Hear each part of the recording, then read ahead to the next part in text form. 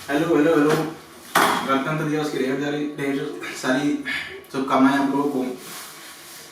EMI, self induction, mutual induction और alternative current कुछ अच्छे सवाल हैं, उसको करा दे रहे हैं। क्वेश्चन नंबर 1 से स्टार्ट करते हैं। वीडियो को शुरू से अंत तक देखिएगा और चैनल को सब्सक्राइब जरूर कर दीजिएगा। क्वेश्चन नंबर 1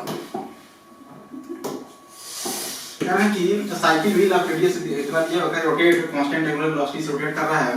मैग्नेटिक फील्ड दिया है कि ईएमएफ जनरेट बताना है हमें सेंटर और रिंग के बीच में। कह रहे हैं कि कोई भी रिंग है, रिंग ये मान लीजिए आपका क्या है, रिंग है, ठीक है। और रिंग जो है वो इस एक्सिस के अबाउट मान लीजिए हम कह दें कि ओमेगा से क्या कर रहा है, रोटेट कर रहा है। ओमेगा से क्या कर रहा है, रोटेट कर रहा है। तो आपने अगर रिंग देखा होगा तो रिंग में जो होता है तिल्लियां होती हैं। साइकिल देखा होगा, साइकिल में क्या होती है, तिल्लियां होती हैं। तो उन तिल्लियों के बीच में क्या हो रहा है, ईएमएफ इंड्यूस हो रहा है। क्या हो रहा है, ईएमएफ इंड्यूस हो रहा है रोटेशन की वजह से। तो ये चीज समझ लेना है कि अगर कोई कंडक्टर मैग्नेटिक फील्ड में या तो मूव कर रहा है या रोटेट कर रहा है, तो रोटेशन की वजह से और मूव करने की वजह से, मतलब मोशन की वजह से उसके एंड्स के क्रॉस क्या होता है, पोटेंशियल क्या होता है, इंड्यूस हो जाता है रोटेशन की वजह से। तभी होता है जब वेलोसिटी उस कंडक्टर का परपेंडिकुलर टू होता है मैग्नेटिक फील्ड के, और मैग्नेटिक फील्ड परपेंडिकुलर होता है लेंथ का। मतलब ये तीनों फैक्टर अगर परपेंडिकुलर हैं तभी उस रॉड के एंड्स के क्रॉस क्या होता है, ईएमएफ इंड्यूस होता है। अगर एक भी वेक्टर अगर पैरेलल हो गया तो ईएमएफ इंड्यूस नहीं होगा। तो अगर हम कह रहे हैं कि ये मान लीजिए इस साइकिल का सेंटर है और ये मान लीजिए कोई पॉइंट Q है और ये पॉइंट मान लीजिए कोई P है, ठीक है। ये पॉइंट P है और ये जो है आपका क्या है, तिल्ली है, कंडक्टर है। तो अगर रोटेट कर रहा है इस पॉइंट की जो वेलोसिटी होगा भैया बताना दोस्तों, वो वेलोसिटी इस डायरेक्शन होगा। तो तीनों फैक्टर परपेंडिकुलर से लेंथ, मैग्नेटिक फील्ड, वेलोसिटी। बताओ जो लेंथ है ये जो है रेडियस बराबर होगा जो लेंथ होगा इसका। तो बताओ ये जो एंगल होता है ये कितना होता है, 90 डिग्री होता है। अच्छा मैग्नेटिक फील्ड में अपना रख दिया हुआ है, मैग्नेटिक फील्ड में इसको आपने रख दिया हुआ है। तो बताना जरा, मैग्नेटिक फील्ड तो परपेंडिकुलर है ही है, लेंथ और ये जो रेडियस भी परपेंडिकुलर है, तो ईएमएफ इंड्यूस होगा। मतलब ये है कि इस रॉड को, कंडक्टर को हम एक क्या मान लेते हैं, बैटरी मान लेते हैं। जरा बताना इस रॉड को या कंडक्टर को हम क्या मान लेंगे, बैटरी मान लेंगे, ठीक है। बैटरी मान लीजिए, बैटरी मान लीजिए उसका हाई पोटेंशियल, लो पोटेंशियल। बताओ ये जो पॉइंट है आपका, ये पॉइंट क्या है, P है। ये वाला जो पॉइंट है ये पॉइंट आपका Q है, ठीक है। तो जो ईएमएफ इंड्यूस होता है, अच्छा ये हाई पोटेंशियल होगा P, लो पोटेंशियल होगा। कैसे पता करेंगे हाई पोटेंशियल लो पोटेंशियल, तो फ्लेमिंग के लेफ्ट हैंड से बताना जरा। ये जो आपका मिडिल फिंगर होता है ये होता है वेलोसिटी डायरेक्शन, ये होता है मैग्नेटिक डायरेक्शन, और जो आपका थंब होता है ये रिप्रेजेंट करता है हाई पोटेंशियल तरफ। बताना जरा वेलोसिटी इस डायरेक्शन में, मैग्नेटिक फील्ड अंदर, जो थंब आ रहा है इधर आ रहा है, मतलब P पॉइंट क्या होगा, हाई पोटेंशियल होगा Q से। P पॉइंट हाई पोटेंशियल होगा Q से।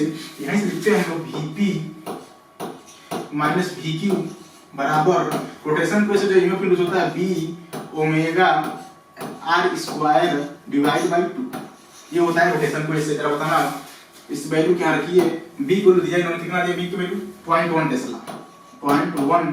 अच्छा ओमेगा दिया हुआ कितना 10 इनटू जो आपका रेडियस दिया हुआ कितना दिया 0.5 पे स्क्वायर करोगे तो आ जाएगा 0.25 डिवाइड बाय 2। इसको सॉल्व करने पर जो आता है Vp माइनस Vq की जो वैल्यू आती है 0.125 वोल्ट, 125 वोल्ट। मतलब जो आपका इंड्यूस ईएमएफ होगा इन दोनों पॉइंट्स के बीच में कितना आ जाएगा 0.125 वोल्ट। आपका जो आंसर हो जाएगा। अच्छा सवाल था, नीट यूजी रेवोल्यूशन में पूछा गया था, और एग्जाम पूछा गया सवाल है ये। नेक्स्ट, ठीक है। कह रहे हैं कि 800 टन कॉइल लेकर इफेक्टिव दिया हुआ है, कह रहे perpendicular to the magnetic field. कह रहे हैं कि तो एक्शन कह रहे हैं EMF induce in the coil. कह रहे हैं कि कोई कॉइल है, ठीक है, कॉइल है। कह रहे हैं इसका एरिया इतना दिया, कह रहे हैं कि उसमें ईएमएफ इंड्यूस निकलना है। तो जो ईएमएफ इंड्यूस होता है कितना होता है बताओ। E की जो वैल्यू होता है वो होता है आपका -n delta phi upon delta T, ये होता है आपका इंड्यूस ईएमएफ। जो माइनस आता है ये आता है लेंज लॉ के हिसाब से। मतलब फैराडे साहब ये कहे थे कि अगर किसी कॉइल में फ्लक्स चेंज हो रहा है, किसी कॉइल में क्या हो रहा है, फ्लक्स चेंज हो रहा है, तो फ्लक्स चेंज होने की वजह से एक ईएमएफ इंड्यूस होता है उस कॉइल में। अगर सर्किट क्लोज है तो ईएमएफ इंड्यूस के साथ एक इंड्यूस करंट भी होता है, ठीक है। ये जो माइनस आता है ये लेंज लॉ के हिसाब से आता है। मतलब ये है कि जो लेंज करंट, मतलब लेंज लॉ ये बताते हैं कि अगर सर्किट में फ्लक्स इंक्रीज कर रहा है तो जो इंड्यूस करंट होगा उस फ्लक्स को घटाएगा। अगर सर्किट में जो है कॉइल में जो फ्लक्स अगर घट रहा है तो इंड्यूस करंट क्या करेगा, उस फ्लक्स को बढ़ाएगा। मतलब ये है कि अगर बढ़ेगा फ्लक्स तो घटाएगा, घटेगा तो बढ़ाएगा। मतलब कि चेंज का अप्रोच करेगा। मतलब घट रहा है तो घटेगा तो बढ़ाएंगे, बढ़ेगा तो घटाएंगे। ओवरऑल मतलब आपको जिस फेज में रहना चाहते हो उसी फेज में रहेंगे। तो कहेगा ये कौन सी बात है भाई, घट रहे हैं तो घटा रहे बढ़ा रहे हो, बढ़ रहे हैं तो घटा रहे हो, घट रहे हैं तो बढ़ा रहे हो, ऐसा क्यों कर रहे हो? कह रहा है क्योंकि आप मेरे हमदर्द हैं। क्या है? हमदर्द है। इसलिए आप अगर बढ़ रहे हो तो घटाएंगे, घट रहे हो तो बढ़ाएंगे, ओवरऑल आपको कांस्टेंट फेज में रखेंगे हम। तो जरा बताना फ्लक्स क्या होता है? फ्लक्स पढ़ा होगा आपने, B A cos of theta, ये होता है फ्लक्स। थीटा एंगल होता है मैग्नेटिक फील्ड और एरिया के बीच में। बताना जरा, जो एरिया कंसीडर करते हैं ये सरफेस का नॉर्मल एरिया कंसीडर करते हैं। मतलब ये है अगर एक कॉइल है, सरफेस है, तो इस सरफेस का जो एरिया होगा परपेंडिकुलर लेंगे, नॉर्मल लेंगे, इस सरफेस के परपेंडिकुलर एरिया कंसीडर करते हैं। बताओ जरा, कह रहे हैं कि जो मैग्नेटिक फील्ड है इस सरफेस के परपेंडिकुलर है, मतलब ये है बोला हुआ है perpendicular to magnetic field. Surface जो है मैग्नेटिक फील्ड के परपेंडिकुलर रखा हुआ है। तो मान लें अगर मैग्नेटिक फील्ड अगर जेड एक्सिस को लॉन्ग है, मैग्नेटिक फील्ड अगर जेड एक्सिस को लॉन्ग है, तो ये जो कॉइल रखा गया होगा ये एक्स वाई प्लेन में रखा गया होगा। बताओ ये मैग्नेटिक फील्ड में मान लीजिए जेड एक्सिस को लॉन्ग है, एंड बोला हुआ है कि जो कॉइल रखा गया है उसके परपेंडिकुलर रखा गया होगा। मतलब कॉइल कहां रखा गया होगा? एक्स वाई प्लेन रखा गया होगा। एक्स वाई प्लेन का जो परपेंडिकुलर मतलब इस सरफेस का हमको नॉर्मल एरिया लेना होगा। बताओ जो सरफेस का जो नॉर्मल एरिया है वही था भाई, ये सरफेस है, ये मैग्नेटिक फील्ड किधर है? वाई एक्सिस को लॉन्ग है। इस सरफेस का हमें नॉर्मल एरिया लेना है। इस सरफेस का जो नॉर्मल एरिया आएगा वो मैग्नेटिक फील्ड को लॉन्ग आएगा, क्योंकि नॉर्मल एरिया कंसीडर करना है, नॉर्मल एरिया। इस सरफेस का जो नॉर्मल एरिया आएगा वो मैग्नेटिक फील्ड को लॉन्ग आएगा। मतलब मैग्नेटिक फील्ड और एरिया के बीच में कितना एंगल है? 0 डिग्री। बताओ जरा, यहीं से जो φ1 हो जाएगा, φ1 इनिशियल फ्लक्स b * a हो जाएगा, क्योंकि थीटा का वैल्यू क्या है? 0 है। थीटा का वैल्यू 0 है, तो जरा बताना जो cos 0 को हो जाएगा, तो इनिशियल जो फ्लक्स हो जाएगा b * एरिया। अब कह रहे हैं कि ये जो आपका कॉइल है इसको आपने क्या कर दिया? टर्न कर दिया, घुमा दिया कितना? 90 डिग्री। अब देखो जो इसका नॉर्मल एरिया आएगा इस डायरेक्शन में आएगा, और जो आपका मैग्नेटिक फील्ड है ये इस डायरेक्शन में, एरिया इस डायरेक्शन में, इन दोनों के बीच में कितना एंगल है? 90 डिग्री। कितना एंगल है? 90 डिग्री। अगर 90 डिग्री है बताओ तो φ2 हो जाएगा, प्लस दूसरा होगा 2 वाला, वो 0 हो जाएगा। क्यों 0 हो जाएगा? क्योंकि थीटा की जो वैल्यू है वो आपका कितना है? 90 डिग्री है। ठीक है, तो जो बताओ जो φ2 0 हो गया, हमें इंडिया में निकालना है। यहाँ से अगर लिखेंगे तो minus φ2 minus φ1 divide by delta T. मतलब जब φ2 जो हो जाएगा वो आपको क्या हो जाएगा? 0 हो जाएगा। ठीक है, माइनस फार्मूले में माइनस आ रही है तो माइनस माइनस क्या आ जाएगा? प्लस हो जाएगा। φ1 वैल्यू कितना? b * एरिया, इसको वैल्यू आप यहाँ रख दीजिए। जो e की वैल्यू आ जाएगा वो कितना आ जाएगा? n b * area divide by delta T, ये हो जाएगा। अब सारी वैल्यू जो होता है n जोड़ दिया ना कितना है? 800 मल्टीप्लाई बाय मैग्नेटिक फील्ड जोड़ दिया कितना? 5 × 10⁻⁵ 5 ×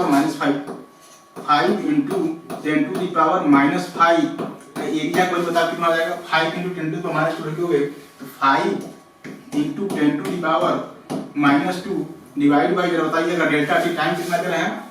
0.1 सेकंड। इसको लिख लो 0.1 को लिख लो 10⁻⁻⁻1। यहाँ से जो ईएमएफ इंड्यूस आ जाएगा वो आ जाएगा आपका 0.02 वोल्ट। मतलब जो इंड्यूस ईएमएफ होगा उस कॉइल में हो जाएगा 0.02 वोल्ट। आपका आंसर आ जाएगा 4 पर। अच्छा सवाल था, देखो अभी नीट 2019 में यूजी पूछेगा सवाल ये। नेक्स्ट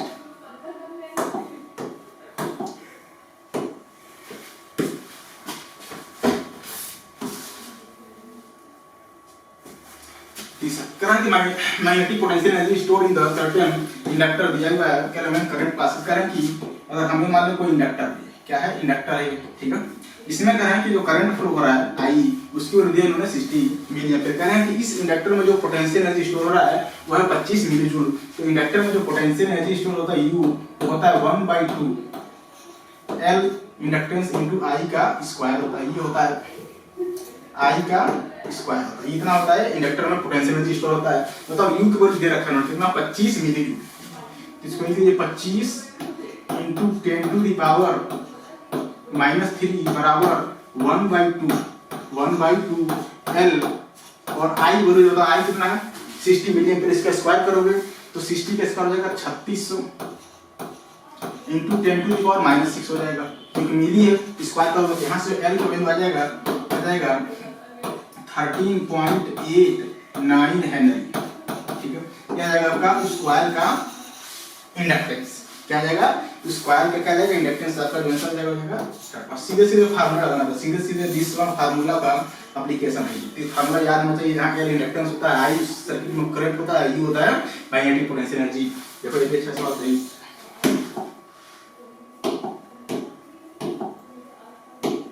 ठीक है, फोन नंबर करें कि फिगर शोज सर्किट करें कि कंटेंस थ्री आइडेंटिकल मतलब रेजिस्टेंस आइडेंटिकल है, करें कि ईच दिया हुआ है, करें इंडक्टर दिया हुआ है, करें बैटरी से करेंट हमसे करें कि हमको बताना है करंट सर्किट में जब स्विच को करें कि जस्ट क्लोज, कह रहे हैं कि just after the switch close, just after switch close करोगे ये वाला, तो t बराबर 0 की बात कर रहे हैं, t बराबर 0 की बात का मतलब 0 सेकंड पर कह रहे हैं कि हमें बताना है सर्किट में करंट, तो t बराबर 0 पर जो होता है इंडक्टर वो बिहेव करता है एज ए ओपन सर्किट। मतलब ये है कि जो आपका इंडक्टर है ये समझिए ये behaves like an open circuit, मतलब इस इंडक्टर को हटा दीजिए, यहाँ पर सर्किट क्या कर दीजिए ओपन कर दीजिए।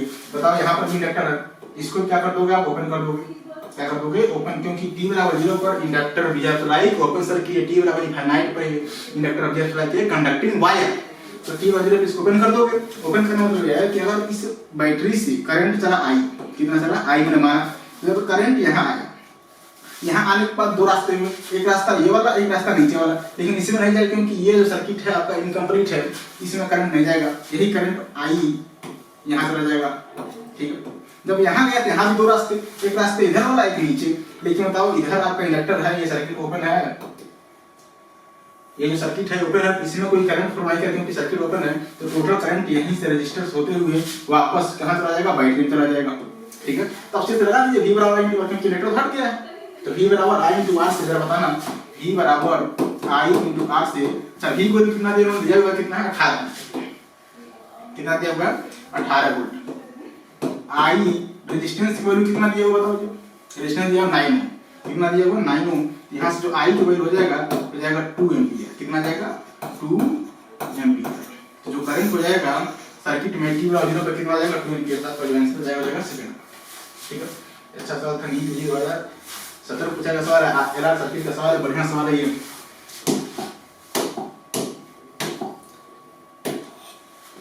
फाइव करें लॉन्ग सोलेनॉइड और डायमीटर का इतना करें कि पर metre centre of solenoid record पार केस का टर्म इतना है। ठीक है, करें axis coincide with the solenoid, correct करें कि रेड्यूसेस से 0 to 4 करें कि 5 सेकंड में हमें बताना है टोटल चार्ज कितना फ्लो हुआ सर्किट में, तो टोटल चार्ज होता है डेल्टा क्यू। ठीक है, डेल्टा क्यू जो चार्ज होता है वो होता है डेल्टा फाई अपॉन स्क्वायर का रेजिस्टेंस, ये होता है टोटल चार्ज। ठीक है, अगर आपको टोटल चार्ज निकालना है तो पहले आपको निकालना पड़ेगा change in flux.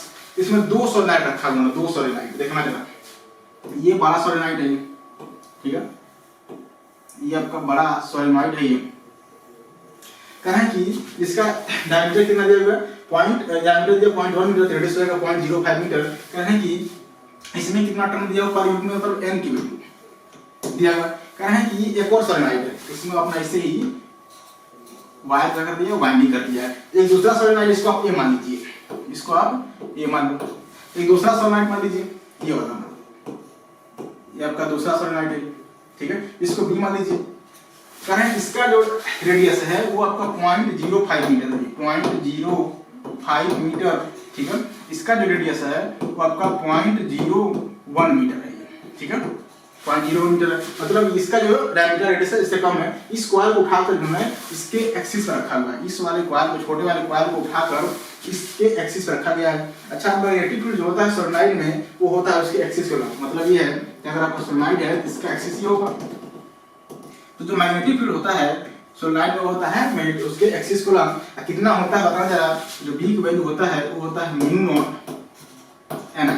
Not an आई। अच्छा, इस कॉइल में करंट चेंज हो रहा है, इस कॉइल में करंट के चेंज होने से मैग्नेटिक फील्ड चेंज हो रही है। हमें इस वाले कॉइल में इंड्यूस ईएमएफ देखना है, इस वाले कॉइल में फ्लक्स चेंज देखना होगा, क्योंकि इस वाले कॉइल में हमको इंड्यूस ईएमएफ चाहिए। तो बताना जरा, तो फ्लक्स निकालना है। बताओ फ्लक्स क्या होता है, बी इंटू एरिया, वही कहेंगे। तो बताना जरा, इनिशियल फ्लक्स φ1 कितना हो जाएगा, बी इनिशियल इंटू एरिया। ठीक है, पर इनिशियल मैग्नेटिक फील्ड निकालिए। इनिशियल मैग्नेटिक फील्ड कैसे निकालोगे भैया, जो इनिशियल मैग्नेटिक फील्ड हो जाएगा बी इनिशियल हो जाएगा म्यू नॉट एन आई।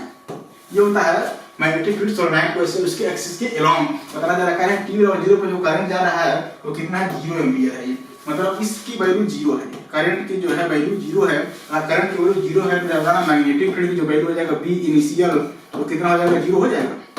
अगर अगर इनिशियल मल्टीपल 0 है, यहाँ 0 रखो तो क्या फाई 1 भी 0 हो जाएगा? यस, क्योंकि इनिशियल मल्टीपल क्या है 0 है। अच्छा हमको देखना फिर 4 एम्पीयर पर कितना फ्लक्स आ रहा है, तो प्लस 4 एम्पीयर पर मल्टीपल निकालिए। तो आप मान लीजिए B2 या B फाइनल मान लीजिए, क्या मान लीजिए B फाइनल कितना आ जाएगा? Mu naught NI, mu naught value कितना होता है, यही फॉर्मूला लगाएंगे म्यू नॉट NI वाला। म्यू नॉट वैल्यू होता है ऐसे लिख रहे हैं, mu naught N into I ये होता है। तो जरा बताना जो फाइनल मैग्नेटिक फील्ड आ जाएगा B फाइनल, तो जो म्यू नॉट वैल्यू होता है 4 पाई into 10 to the power -7, mu naught की वैल्यू होती है 4 पाई 4 into pi into 10 to the power -7, ठीक है। n होता है number of turn per unit length है पर मीटर, दिया हुआ है नंबर ऑफ टर्न पर मीटर कितना है 2 into 10 to the power 4, 2 into 10 to the power 4, ये दिया हुआ नंबर ऑफ टर्न पर मीटर है पर लेंथ, पर मीटर लेंथ। फिर करंट कितना फ्लो कर रहा है 4 एम्पीयर, इसकी वैल्यू यहां पर करंट हो जाएगा 4 एम्पीयर। मैं इसको सॉल्व कर दिया, आपका क्या आ गया इनिशियल फाइनल मैग्नेटिक फील्ड। अगर फ्लक्स बनाना है तो इसमें क्या कर देंगे, एरिया से मल्टीप्लाई कर देंगे, तो जो फाइनल फ्लक्स हो जाएगा वो हो जाएगा B final into area. B हम इसमें देखना फ्लक्स इस वाले सोलनॉइड के एरिया रखेंगे, बताओ इस वाले सोलनॉइड का रेडियस कितना है 0.1 मीटर है, तो बताओ एरिया कितना आ जाएगा पाई r स्क्वायर। तो फाइनल बताओ मल्टीप्लाई कितना था 4 पाई, ठीक है, into 10 to the power -7 into 2 into 10 to the power 4 into current value 4 ampere into area. Area बताओ सर्कल की अगर हम सोलनॉइड लेंगे तो सोलनॉइड ऐसे बनाते हैं, जरा देखना ये सोलनॉइड है, ये इसका जो एरिया होगा ये क्रॉस सेक्शन एरिया होगा, फ्लैट वाला एरिया कितना होगा पाई r स्क्वायर, पाई r वैल्यू कितना 0.01 मीटर है, तो रेडियस कितना हो जाएगा 10 to the power माइनस, क्योंकि r की वैल्यू जो था आपका तो कितना था 0.01, ठीक है। इसको जरा लिखोगे आप तो 10 to the power -2 लिखोगे, इसका स्क्वायर करोगे तो कितना 10 to the power -4, यहां लिख रहा हूं 10 to the power -4, ठीक है। अब इसको सॉल्व करना होगा 4 to the 8 16 32 पाई स्क्वायर, ये बताओ ये पूरी वैल्यू का कट जाएगी, यहां से कितना आ जाएगा आपका 10 to the power -7, तो पाई इंटू पाई कितना हो जाएगा पाई स्क्वायर, ठीक है। तो यहां से जरा सॉल्व करिए आप, ठीक है, यहां से इसकी वैल्यू छोड़िए, तो जो B फाइनल आ जाएगा B फाइनल कितना हो जाएगा, ये B फाइनल बताना जा रहा है 4 पाई में से मल्टीप्लाई कितना हो जाएगा 8 में 4 multiply 32 into pi pi square, तो 32 पाई स्क्वायर ये कितना हो जाएगा 4 है, ये माइनस है, ये कितना हो जाएगा बताओ कट जाएगा, कितना आ जाएगा 32 पाई 10 to the power -7, 32 पाई क्योंकि माइनस हो जाएगा पाई r स्क्वायर, जैसा क्वांटिटी, तो जो आ जाएगा फाइनल हो जाएगा 32 पाई, ठीक है, इनटू 10 to the power -7, ये हो जाएगा आपका फाइनल मैग्नेटिक फ्लक्स आ जाएगा, ध्यान रखिएगा फ्लक्स हो जाएगा फाइनल फ्लक्स कितना आ जाएगा 32 पाई into 10 to the power -7, final flux निकलेगा। अभी से वैल्यू उठाकर आप जो है इसमें रख दीजिए, ठीक है। तो हम कुछ मिटा रहे हैं, देखिएगा जरा, इसको मिटाएं, इसको 2 अच्छा सॉरी अच्छा इसमें n टर्म भी तो है, ये देखो जरा n टर्म में 100 भी तो है, इसमें आप क्या करोगे n से मल्टीप्लाई कर दोगे, क्या कर दोगे n से मल्टीप्लाई, सॉरी क्योंकि भैया जो प्लस हो जाएगा यहां पर लिख लीजिए NB final into area, NB final, क्योंकि इसमें कितने टर्म है छोटे वाले में, छोटे वाले टर्म में कितने 100, और बड़े वाले में जो है कि पर मीटर लेंथ में कितना टर्म है 2 × 10 to the power 4, ये बड़े वाले में है, और छोटे वाले में कितना 100, तो 100 से क्या कर दोगे मल्टीप्लाई, तो ये जो वैल्यू आ जाएगा फाइनल 32 पाई स्क्वायर, ठीक है, इनटू 10 to the power -5 आ जाएगा, कितना आ जाएगा -5 हो जाएगा final magnetic flux.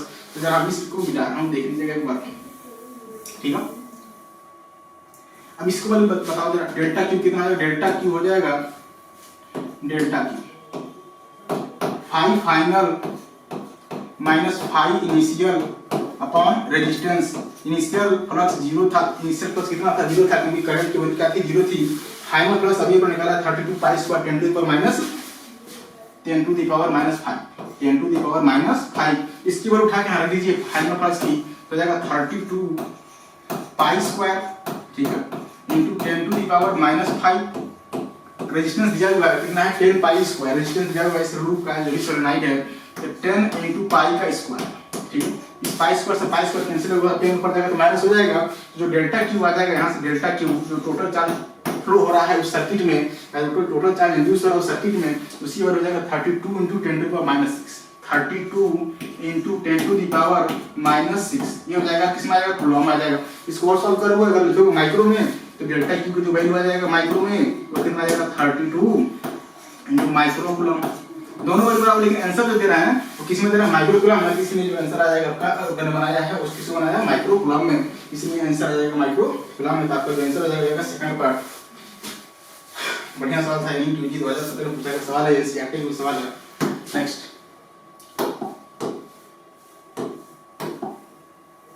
Question number 6, करें लॉन्ग सोलेनोइड करें कि एक एटम है, करें करंट पासिंग करना, करें कि फ्लक्स चेंज करा है, कर ठीक है। करें कि हमें बताना है कोई सोलेनोइड है, आप मान लीजिए सोलेनोइड कैसे बना लो, ये सोलेनोइड है, ठीक है, ये सोलेनोइड का एक्सिस है, ठीक है। करें कि इसका सेल्फ इंडक्टेंस जो है हमें निकालना है। तो जो फाई होता है, फाई सेल्फ वो होता है L इंटू आई होता है 1 टर्न के लिए, कितने टर्न के लिए, 1 टर्न के लिए, ठीक है। अगर उसमें n टर्न है, इसमें n से मल्टीप्लाई कर देंगे तो n फाई सेल्फ बराबर हो जाएगा L इंटू आई, ये होता है n टर्न के लिए, ये होता है आपका n टर्न के लिए, ठीक है। तो बताओ जरा हमें n निकालना है, n दिया हुआ कितना टर्न है 1000, इसके वैल्यू रख दीजिए तो 1000 कारण की जो है एक इस वाले में तो एक टर्म में कितना जो है फ्लक्स चेंज हो रहा है, फ्लक्स इंक्रीज हो रहा है 4 × 10 - 3, तो 4 × 10 टू दी पावर -3 बराबर था L। जो करंट फ्लो कर रहा है इस सोलेनोइड में उसकी वैल्यू दिया है 4 एम्पीयर, इस 4 एम्पीयर वैल्यू हम यहां रख रहे हैं तो 4 आ जाएगा। तो कहता हूं 4 से 4 कैंसिल हो जाएगा, 10 टू -3 है, इसको ले 10 टू +3 तो कट जाएगा सारी वैल्यू, तो जो L की वैल्यू आ जाएगा वो जाएगा 1 हेनरी। तो जो आपका सेल्फ इंडक्टेंस आया वो कितना आ गया 1 हेनरी। तो आपका जो आंसर हो जाएगा वो जाएगा 4 part is the right answer. अच्छा सवाल है, भी तो देखो नहीं यूजी 2016 में पूछा गया सवाल है। नेक्स्ट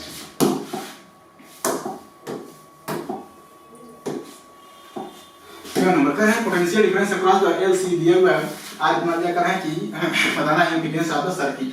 तो ये समझिएगा, अगर हम पहले ये मान लीजिए एसी सोर्स है, क्या है ये एसी सोर्स है, इस सोर्स से करंट निकला आई, ठीक है, कितना निकला करंट आई, तो जो सोर्स से करंट निकलेगा वही करंट इस इंडक्टर से पास करेगा, वही करंट इस कैपेसिटर से पास करेगा, वही करंट इस रेजिस्टेंस से पास होगा। मतलब करंट तीनों क्या होगा, सेम होगा। हम इस करंट का मैंने रेफरेंस मान लेंगे, क्या मान लेंगे, रेफरेंस। करंट को मान लिया मैंने रेफरेंस, ठीक है। आई कैपेसिटर, आई रेजिस्टर, आई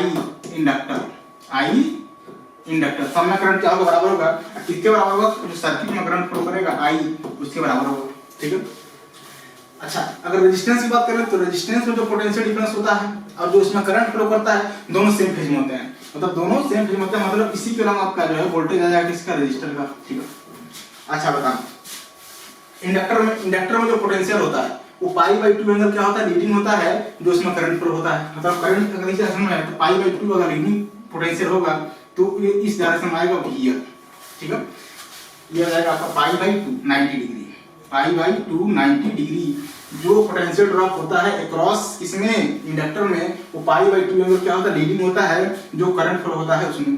ऐसी बात को हम ऐसे बोल रहे हैं कि जो करंट फ्लो होता है इंडक्टर में वो π/2 एंगल क्या होता है, लैगिंग होता है, जो पोटेंशियल डिफरेंस होता है अक्रॉस इंडक्टर। दोनों बात सेम है, दोनों बात को वैल्यू क्या है, सेम है। पहली बात ये है कि हम ऐसे कहें कि जो पोटेंशियल ड्रॉप होता है अक्रॉस इंडक्टर वो π/2 लीडिंग होता है, जो इंडक्टर में करंट पास करता है। या इसको दूसरी भाषा में बोलें, जो करंट फ्लो होता है इंडक्टर में वो π/2 एंगल लैगिंग होता है, जो पोटेंशियल डिफरेंस होता है अक्रॉस इंडक्टर। कैपेसिटर में क्या होता है, कैपेसिटर में वोल्टेज Vc क्या होता है, π/2 एंगल क्या होता है, लैगिंग होता है। Vc में जो है π/2 एंगल लीडिंग होता है, लैगिंग होता है वोल्टेज, और उसमें जो करंट फ्लो होता है वो π/2 एंगल लीडिंग होता है। ऐसी को ऐसे बोलें, जो कैपेसिटर में जो वोल्टेज ड्रॉप होता है इसके क्रॉस जो आपका करंट फ्लो करेगा उसमें पोटेंशियल π/2 एंगल क्या होता है, लैगिंग होता है। या दूसरी भाषा में बोलोगे, जो करंट फ्लो करेगा कैपेसिटर के थ्रू वो π/2 एंगल लीडिंग होगा, जो पोटेंशियल डिफरेंस होगा क्रॉस कैपेसिटर। बात सबसे मैं बता जरा, ये दिया हुआ VL कितना दिया हुआ भैया, 40 वोल्ट, कितना दिया हुआ 40 वोल्ट। अच्छा, इसी के क्रॉस आपका एक्सर होता है, एक्सर क्या होता है, एक्सर होता है इंडक्टिव रिएक्टेंस, ठीक है। अच्छा, कैपेसिटर के क्रॉस वोल्टेज कितना दिया हुआ, 10 वोल्ट दिया हुआ है, रख लीजिए 10 वोल्ट, ठीक है। अच्छा, इसको इधर लिखते हैं XC, इधर क्या लिखते हैं XC होता है कैपेसिटिव रिएक्टेंस। जरा बताना कौन ज्यादा है, वोल्टेज के पास इंडक्टर की कैपेसिटर ज्यादा है, कौन इंडक्टर, तो जो नेट वोल्टेज आएगा किधर आएगा, इंडक्टर के ऊपर। बताओ जरा कितना आ जाएगा। आप इसको ऐसे बनाइए, ये आपको इसको बोलते हैं फेजर डायग्राम। क्या बोलते हैं, फेजर डायग्राम। मैं लिख रहा हूँ फेजर डायग्राम, ठीक है, फेजर डायग्राम, ठीक है। तो 40 माइनस 10 बराबर आ जाएगा 30 वोल्ट। कितना आ जाएगा, 30 वोल्ट, क्योंकि ये आपका ज्यादा है, कम है, तो जो नेट वोल्टेज आएगा वो इंडक्टर के अलावा आएगा। बताना जरा। और ये आपका रेजिस्टेंस है, ये कितना है भैया, ये आपका 40 वोल्ट है, ठीक है। तो जो नेट 40 वोल्ट, तो जो नेट वोल्ट आएगा सोर्स का है सर्किट का, बताओ कुछ एंगल पर आएगा, ऐसे आएगा नेट वोल्ट भैया। एक आपका ऊपर है, एक इधर है, तो जो नेट वोल्ट के बीच में तो आएगा। कितना होगा बताओ, पाइथागोरस थ्योरम लगा वो निकाले। पाइथागोरस थ्योरम जो नेट वोल्टेज आएगा, यही जो नेट वोल्टेज होगा वो सोर्स का वोल्टेज होगा। किसका होगा, सोर्स का होगा। कितना होगा बताओ, रूट के अंदर 30 का स्क्वायर प्लस 40 का स्क्वायर, कितना आ जाएगा, 30 का स्क्वायर 940 स्क्वायर 1600, रूट निकालो कितना है 50 वोल्ट। कितना आ जाएगा, 50 वोल्ट। ये जो 50 वोल्ट आया है, इस सोर्स का क्या है, वोल्टेज है, सोर्स का, इसी सोर्स का वोल्टेज नेट वोल्टेज है ये। अच्छा एक बात बताइए, अगर कोई वैल्यू क्वेश्चन में मेंशन ना किया हो, ये जो वैल्यू में दिया है कि आरएमएस वैल्यू है या पीक वैल्यू है या एवरेज वैल्यू है, अगर मेंशन नहीं किया है तो हम मानेंगे कौन सा वैल्यू, आरएमएस। कौन सा वैल्यू, आरएमएस वैल्यू। अगर कोई वैल्यू हम मेंशन नहीं किया तब, मतलब जो मैं निकाला हूं तो कौन सा वैल्यू निकाला हूं, आरएमएस निकाला, VRMS, VRMS, root mean square value निकाला हूं। सर्किट में जो करंट फ्लो कर रहा है 10 ये एम्पलीट्यूड है, हमें क्या निकालना पड़ेगा, इसका एम्पलीट्यूड निकालना पड़ेगा। बताना जरा क्यों, क्योंकि आप जो जानते हो V नॉट जो होता है, V नॉट वो I not into circuit impedance Z। मतलब ये है कि अगर करंट अगर पीक वैल्यू लोगे तो वोल्टेज की वैल्यू पीक लेनी पड़ेगी, ठीक है। दूसरा VRMS बराबर होता है IRMS इनटू Z। अगर आरएमएस करंट लेंगे तो वोल्टेज की वैल्यू भी आरएमएस लेनी पड़ेगी। अगर एवरेज लोगे, V एवरेज, तीन वैल्यू होता है V एवरेज, तो यहाँ पर करंट भी आपको कैसा लेना पड़ेगा, एवरेज लेना पड़ेगा। मतलब ये है कि अगर पीक वैल्यू लोगे करंट का तो वोल्टेज का भी पीक वैल्यू लेना पड़ेगा। अगर आरएमएस वैल्यू लोगे करंट का तो वोल्टेज का भी आरएमएस वैल्यू लेना पड़ेगा। अगर एवरेज वैल्यू है करंट का तो वोल्टेज का भी एवरेज वैल्यू लेना पड़ेगा। लेकिन हमें जो सर्किट में करंट दिया गया है वो पीक दिया गया है, हमें पीक वैल्यू निकालना पड़ेगा वोल्टेज का। तो कैसे निकालोगे, तो VRMS जो होता है वो तो V naught by root two. कितना होता है, V naught by root two. यहाँ से V नॉट वैल्यू होता है कितना जाएगा आपका 50 रूट टू।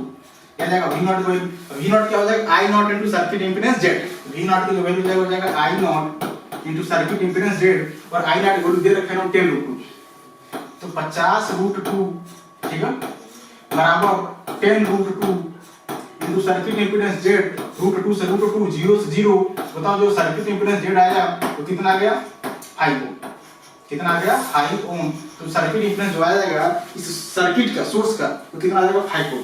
आपका जो आंसर हो जाएगा फर्स्ट पार्ट। अच्छा सवाल तो देखो 2021 में पूछा गया सवाल है ये। एक चीज और समझिएगा, इधर आप समझिए, ठीक है। नेक्स्ट देखो,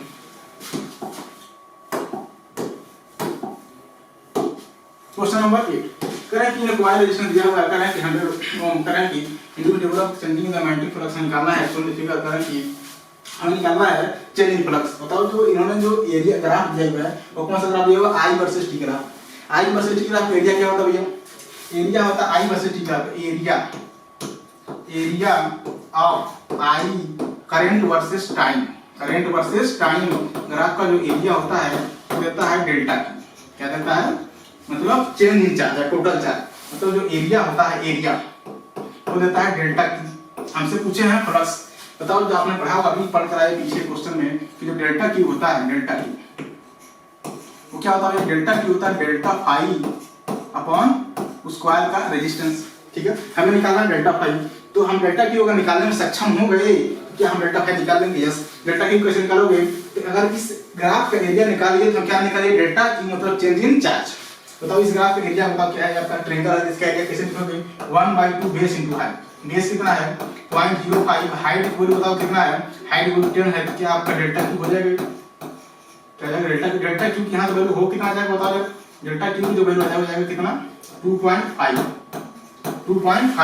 कट जाएगा, 2.5 आ जाएगा। इस डेल्टा क्यू वैल्यू उठाकर डाल दीजिए इस फार्मूले में, तो जरा अपना 2.5 बराबर delta phi flux change. R value दिया गया कितना 100 ओम, इसको 100 से डिवाइड कर दीजिए, जो डेल्टा फाई आ जाएगा फ्लक्स इन चेंज कितना आ जाएगा 2.5 इंटू 100, 2.5 इंटू 100 इसके ऊपर हो जाएगा 250 वेबर। जो आपका चेंज इन फ्लक्स आ जाएगा वो आ जाएगा 250 वेबर, 250 वेबर आपका आंसर आ जाएगा फर्स्ट। अच्छा सवाल था, जेईई मेंस आईआईटी जेईई में 2016 में पूछा गया सवाल।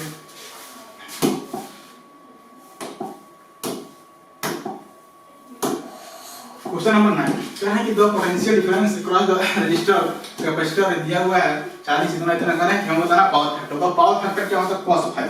cos 5 को बोलते हैं हम लोग पावर फैक्टर, cos 5 को बोलते हैं पावर फैक्टर। इसकी वैल्यू होता है R/Z।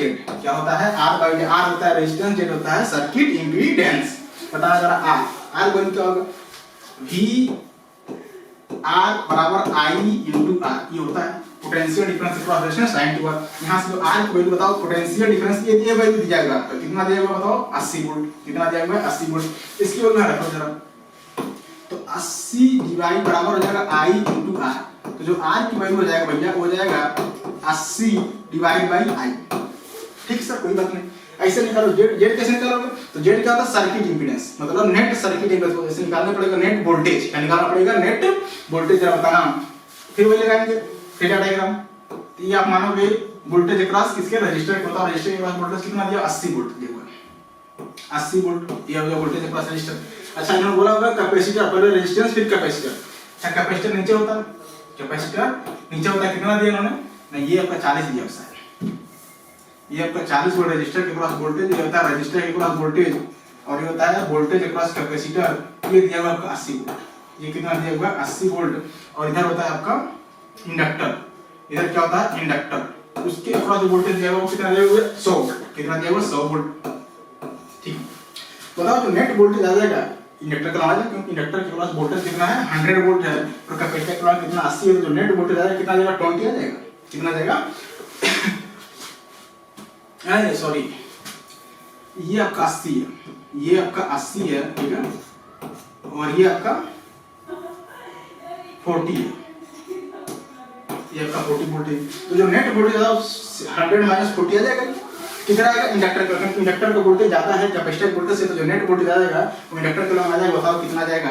तो अगर आप ऐसे लिखोगे बताओ फेजर डायग्राम में, तो जाएगा 100 माइनस 40, 100 माइनस 40 आ जाएगा। ये आपका 80 वोल्ट था ही था, ठीक है। तो बताओ जो नेट वोल्टेज आ जाएगा सोर्स का वो इस हिसाब से आ जाएगा वी नेट। वी नेट यही जो नेट वोल्टेज होगा ये किसका हो जाएगा? सोर्स का हो जाएगा। बताओ कितना हो जाएगा? 100 में 40 घटा दो कितना हो जाएगा? 60 वोल्ट। कितना हो जाएगा? 60 वोल्ट, ठीक है। तो बताओ अगर इसका नेट वोल्टेज लिखना है तो 80 का स्क्वायर रूट के अंदर प्लस 60 का स्क्वायर कितना हो जाएगा? तो बताना। तो जो सोर्स वोल्टेज आ जाएगा वो आ जाएगा 100 वोल्ट। 100 वोल्ट कैसे निकाला? रूट के अंदर 80 का स्क्वायर 6400, 60 का स्क्वायर 36 ऐड करोगे आएगा 10,000 रुपए जाएगा 100। बताओ जो सोर्स का वोल्टेज होता है वो क्या होता है? सोर्स का जो वोल्टेज होता है वो होता है सर्किट में जो करंट जाएगा I into circuit impedance Z।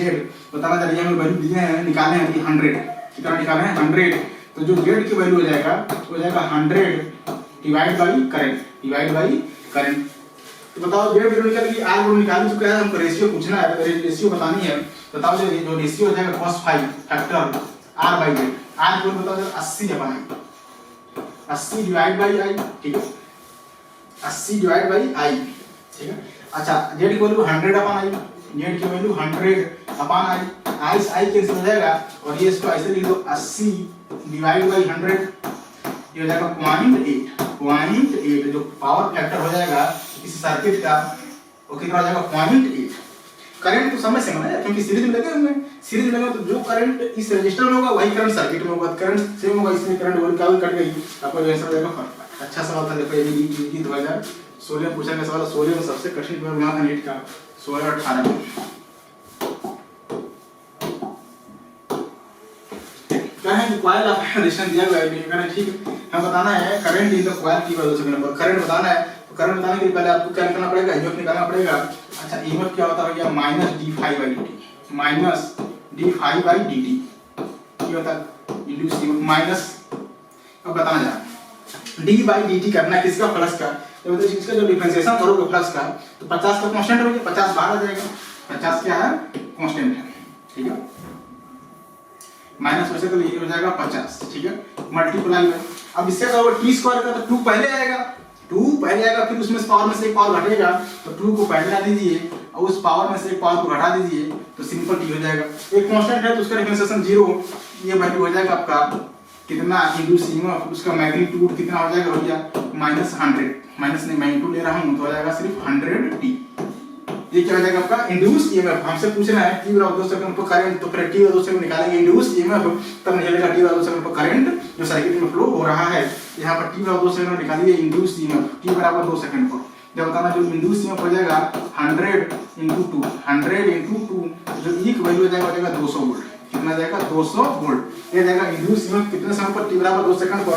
Induce जो ईएमएफ होता है वो होता है आई करंट जो सर्किट में फ्लो कर रहा है, रेजिस्टेंस कॉइल का, जब जरा बताना जो आई हो जाएगा आई इक्वल होता है 200, ई की वैल्यू 200 डिवाइड बाई रेजिस्टेंस कितना दिया हुआ 400 ओम, तो 400 ओम से क्या कर दिया डिवाइड, ये वैल्यू कितना जाएगा 0.5 एम्पियर। 0.5 मतलब ये है कि जो करंट फ्लो करेगा उस सर्किट में वो कितना करेगा 0.5 एम्पियर। तो आपका आंसर जाएगा थर्ड पर। अच्छा सर एटीएमटी प्रीलिम्स में पूछा गया सवाल है ये।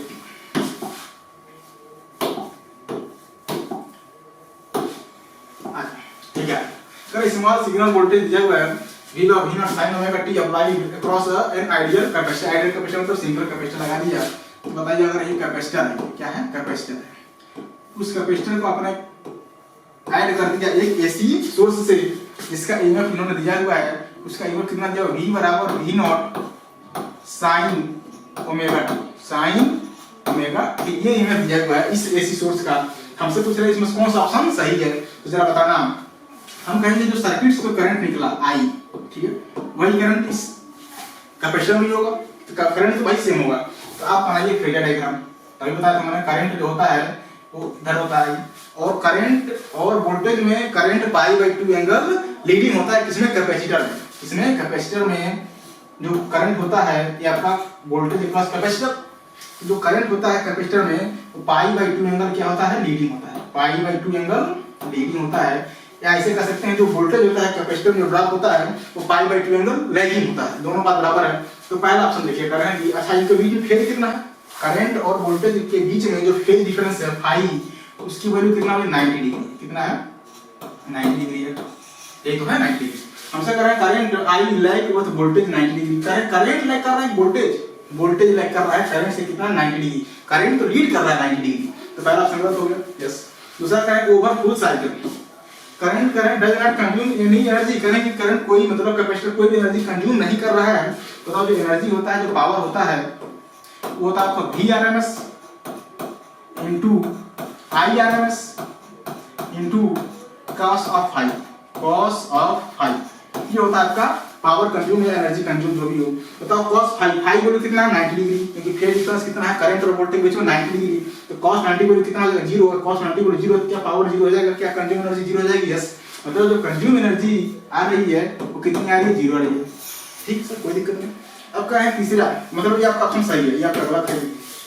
करें करंट फेज विद वोल्टेज, करें करंट क्या सेम फेज में वोल्टेज करना, करंट तो भैया π/2 लीडिंग है, कि सिर्फ रजिस्टर में होता है सेम फेज में, मतलब ये ऑप्शन क्या है गलत है। करें current lead with voltage 180 degree, lead तो कर रहा है करंट लेकिन 180 डिग्री नहीं कर रहा है, कितना कर रहा है 90 डिग्री कर रहा है। क्या आपका फोर्थ ऑप्शन इनकरेक्ट हो जाएगा, जैसे इनकरेक्ट जो करेक्ट ऑप्शन हो जाएगा सेकंड पार्ट। अब ये अच्छा सवाल था, ये और अच्छा का सवाल। नेक्स्ट बात करें coil of 600 which produce the इतना कहना कि प्राइमरी कॉइल सेकंड, इसको मान लीजिए ये आपका है प्राइमरी कॉइल, कौन सा है प्राइमरी कॉइल, ठीक है। और ये आपका मान लीजिए कौन सा कॉइल है सेकेंडरी कॉइल,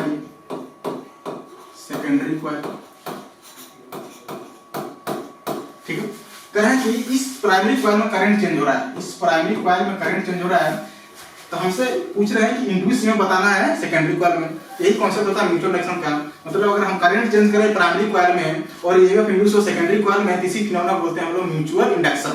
मतलब अगर करंट चेंज करें प्राइमरी में, ईएमएफ इंड्यूस हो, फ्लक्स चेंज हो किसमें सेकेंडरी में, इस कॉन्सेप्ट को बोलते हैं हम लोग म्यूचुअल इंडक्शन। क्योंकि इन्होंने दिया हुआ है कि जो n प्राइमरी है, नंबर ऑफ टर्न जो है दिया हुआ है प्राइमरी कॉइल में np, वो कितना दिया हुआ है, करें कि 600, कितना है 600 है, ठीक है।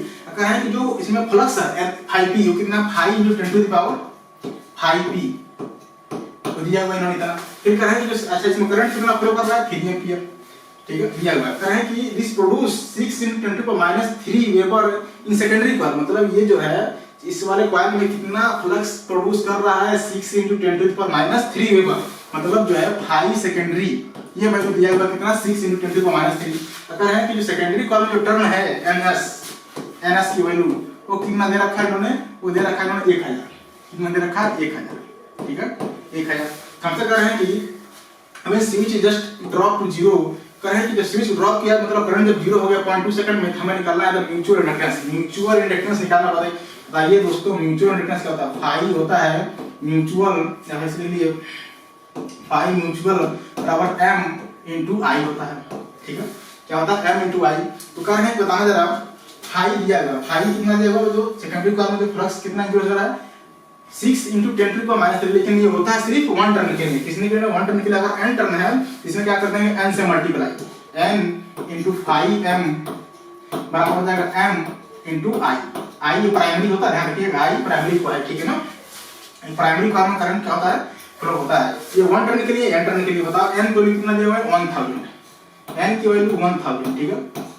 करंट को करंट जो फ्लक्स है इसमें जो इंक्रीज हो रहा है कितना हो रहा है 6 × 10⁻², 6 × 10⁻³ बराबर हमसे m पूछे हैं, और करंट जो जा रहा है प्राइमरी कॉइल में कितना 3 एम्पियर, यहाँ के लिए रख लीजिए। जरा बताना ये कर देगा 3 से 2 कर देगा, 2 बचेगा, ये 3 0 ये -3 कट तो बराबर हो जाएगा। तो जो m की वैल्यू आएगा तो कितना आ जाएगा भैया 2 हेनरी, कितना आ जाएगा 2 हेनरी, मतलब जो म्यूचुअल इंडक्टेंस आ जाएगा कितना आ जाएगा 2 हेनरी। आप समझोगे। दूसरा कारण कि the induce EMF in the secondary coil, induce EMF, ये पहला था आपका, ठीक है। दूसरा देख लो ये कह रहा है इंड्यूस ईएमएफ, जो इंड्यूस ईएमएफ होता है E वो होता है -m ΔI किसमें चेंज होता है प्राइमरी कॉइल में अपॉन ΔT, ये होता है आपका इंड्यूस ईएमएफ। ये फार्मूला याद रखिएगा और याद रखिएगा, इसी सॉल्व बनता है। इंड्यूस ईएमएफ पूछ रहे हैं E की वैल्यू बताना जरा -m को अभी निकाले और कितना 2 हेनरी है, तो 2 हेनरी को यहाँ रख दीजिए। अच्छा ये होता है delta current, change in current है वो प्राइमरी में, तो चेंज क्या होता है I final minus I initial, बताओ फाइनल कर रहे हैं ड्रॉप टू 0, फाइनल करंट क्या हो रहा है 0 हो रहा है, तो फाइनल करंट को आप 0 रख दीजिए माइनस इनिशियल करंट कितना था 3 एम्पियर, इनिशियल करंट था 3 एम्पियर, फाइनल 0 हो गया। और इसको 0 होने में कितना समय लग गया वो दिया 0.2 सेकंड, यहाँ पर रख दीजिए 3 डिवाइड बाय 0.2 सेकंड, ठीक है। इसको सॉल्व करोगे कितना आ जाएगा, यहाँ से आ जाएगा बताओ जरा, माइनस में प्लस हो जाएगा तो हो जाएगा 6 डिवाइड बाय 0.2 या इसमें लिख लो 60 वोल्ट, कितना आ जाएगा 60 वोल्ट, जो इंड्यूस ईएमएफ हो जाएगा सेकेंडरी वोल्ट। तो आपका सेकंड ऑप्शन भी क्या हो जाएगा, हो गया सेकंड ऑप्शन। अब कर रहे हैं कि third the self induction of the primary coil, मतलब प्राइमरी कॉइल में क्या निकालना है सेल्फ इंडक्शन। सेल्फ इंडक्शन क्या होता है वही कहेंगे फाई सेल्फ, अगर n टर्न है तो n फाई सेल्फ बराबर l × I, ये देखोगे क्योंकि एक टर्न के लिए होता है फाई बराबर Li, अगर उस कॉइल में n टर्न है तो n फाई s बराबर l × I, ये n टर्न के लिए होता है, एक टर्न के लिए लिखोगे तो हो जाएगा सिर्फ फाई बराबर Mi या Li, ठीक है। बता दें कितने टर्न है प्राइमरी कॉइल में 600, तो 600 लिख दीजिए। कितना इसमें फ्लक्स प्रोड्यूस हो रहा है 5 × 10⁻⁵, तो 5 600 × 5 × 10⁻³ बराबर L की वैल्यू पूछ रहे हैं, करंट कितना 3 एम्पियर, करंट कितना फ्लो कर रहा है 3 एम्पियर, बताओ जरा 3 से कट जाएगा इसको, ठीक है। तो 2 5 2 या 10 हो जाएगा, तो 2 0 है 10 आएगा तो 0 और आ जाएगा, तो कितना आ जाएगा बताओ जरा 1000। तो जो L की वैल्यू आ जाएगा 1000 × 10⁻³ × 10⁻⁻3, ये पूरी वैल्यू कट जाएगी, तो L की जो वैल्यू आ जाएगा 1 हेनरी, कितना आ जाएगा, मतलब जो सेल्फ इंडक्टेंस होगा इस प्राइमरी कॉइल को कितना आ जाएगा 1 हेनरी, म्यूचुअल इंडक्टेंस हो जाएगा सेकेंडरी कॉइल का 2 हेनरी, इंड्यूस ईएमएफ होगा सेकेंडरी कॉइल में कितना 60 वोल्ट, कुछ भी निकाल सकते हैं, कुछ भी पूछें कुछ भी निकाल सकते हैं। तो आपका थर्ड ऑप्शन मिल जाएगा। ये आपका सब्जेक्टिव सवाल था।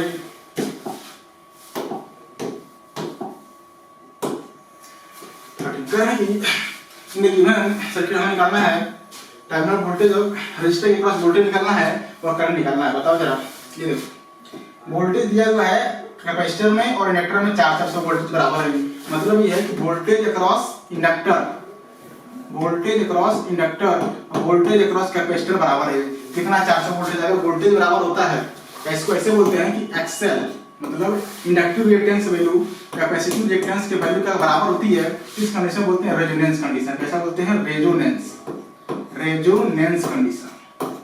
क्या बोलते हैं? Resonance condition. जब पोटेंशियल कैपेसिटर में और इंडक्टर में बराबर हो या इंडक्टिव रिएक्टेंस जब इसका इंडक्टर का और कैपेसिटिव रिएक्टेंस बराबर हो इस कंडीशन बोलते हैं क्या? रेजोनेंस। रेजोनेंस कैसे होता है? सर्किट का जो फ्रीक्वेंसी होता है वो और जो सोर्स का फ्रीक्वेंसी होता है बराबर होता है। जरा बताना। तो जो सर्किट इंपीडेंस होता है Z वो होता है आपका फार्मूला होता है इसको याद रख लीजिएगा Z R का स्क्वायर प्लस, ठीक है। अगर XL बड़ा होगा XC से तो XL माइनस XC का होल स्क्वायर करेंगे। अगर XL बड़ा होगा XC से तो XL माइनस XC का होल स्क्वायर करेंगे। अगर XC बड़ा होगा XL से तो XC माइनस XL का होल स्क्वायर करेंगे। बताओ जरा ये वैल्यू बराबर है इसका डिफरेंस क्या है? वैल्यू पूरी 0 आएगी। क्यों 0 आएगी? क्योंकि जो है कंडीशन ऑफ रेजोनेंस है पोटेंशियल बराबर मतलब उसके XL बराबर XC है ये वैल्यू 0 आ जाएगा। तो जो सर्किट इंपीडेंस आएगा Z तो क्या हो जाएगा बताओ जरा? रूट के अंदर R स्क्वायर रूट के अंदर R स्क्वायर और R स्क्वायर को रूट हो जाएगा सिर्फ R मतलब जो सर्किट इंपीडेंस आएगा Z वो रेजिस्टेंस के बराबर हो जाएगा। रेजिस्टेंस कितना है? 50 ओम। रेजिस्टेंस कितना है? 50 ओम। तो सर्किट इंपीडेंस भी कितना हो जाएगा? 50 ओम। सर्किट में निकल जाए बताओ जरा वोल्टेज दिए हुए सर्किट सोर्स का वोल्टेज दिए हुए हैं लगा इसका V सोर्स जो करंट निकला इस सोर्स से I इसका सर्किट इंपीडेंस Z ये लिखो। तो सोर्स का वोल्टेज दिया हुआ कितना? 100। कितना दिया हुआ? 100। हमसे करंट पूछे I सर्किट इंपीडेंस अभी भी निकाले हुए सर्किट का कितना है? 50 है। बताओ भैया, ठीक है। तो I को यहां से कितना आ जाएगा? 2 एंपियर। कितना आ जाएगा? 2 एंपियर। तो जो करंट फ्लो कर रहा है सर्किट में तो कितना कर रहा है? 2 एंपियर। 2 एंपियर इसमें भी 2 एंपियर इसमें दिया हुआ ऑप्शन गलत हो गया 4 एंपियर है। और हमसे पूछ रहा है कि करंट निकालना है रजिस्टर के क्रॉस वोल्टेज। रजिस्टर के क्रॉस वोल्टेज कैसे निकालोगे? तो V बराबर I into R से V बराबर I into R से बताओ जब V की वैल्यू पूछ रहा है I की वैल्यू निकालो 2 एंपियर। I की वैल्यू क्योंकि जो करंट फ्लो करेगा इस AC सोर्स से वही करंट इस रेजिस्टर से पास करेगा, वही कंडक्टर इस इंडक्टर से पास करेगा, वही करंट इस कैपेसिटर से पास करेगा। तीनों से करंट वही पास करेगा जो सर्किट से पास करेगा। कितना पास करेगा? 2 एंपियर। अच्छा इसका रेजिस्टेंस कितना दिया? 50 ओम दिया है। 2 into 50 कितना आ जाएगा? 100 वोल्ट। कितना आ जाएगा? 100 वोल्ट। तो जो पोटेंशियल ड्रॉप हो जाएगा अक्रॉस रेजिस्टर या जो रीडिंग हो जाएगा इस वोल्टमीटर का वो कितना हो जाएगा? 100 वोल्ट। करंट 2 एंपियर और रीडिंग हो जाएगा वोल्टमीटर 100 वोल्ट। तो क्या आपका थर्ड ऑप्शन रहेगा? ठीक है, बढ़िया सवाल था ये।